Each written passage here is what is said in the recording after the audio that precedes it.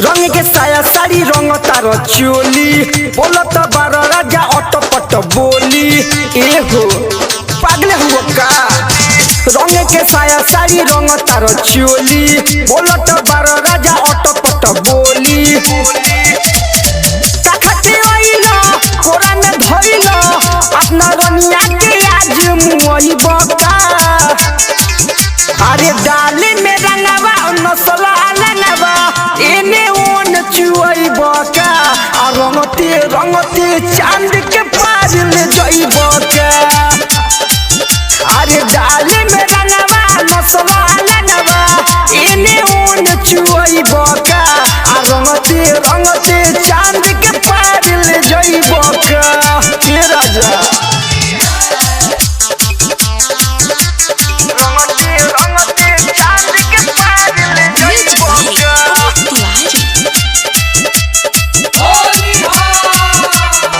नसन लगतर बड़ा नसाइल कर बच्ची के पट हो। लागत ढीला के छोड़ब राजा जवानी के नट हो। नसन लगतर बड़ा नसाइल कर बच्ची के पट हो। लागत ढीला के छोड़ब राजा जवानी के नट हो। पतना मनला जही पफनला मोरा ढोही में रोरी चुभई बका। अरे डाले में रंगवा नसला अलनवा एने ओन चुई बका। रंगते रंगते चांद के पार ले जाई बका। अरे डाले में रंगवा नसला अलनवा एने ओन चुई बका। रंगते रंगते चांद के पार ले जाई बका।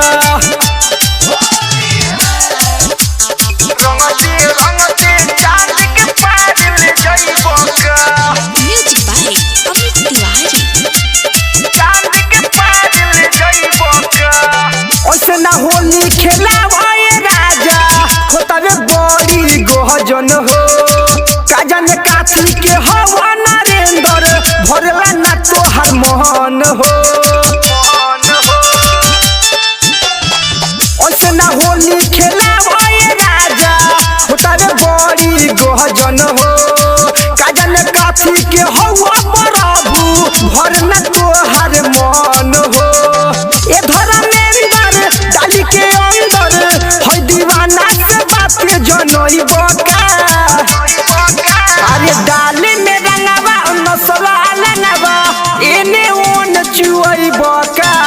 रंगते रंगते चांद के पार ले जाई बका। अरे डाले में रंगवा नसला अलनवा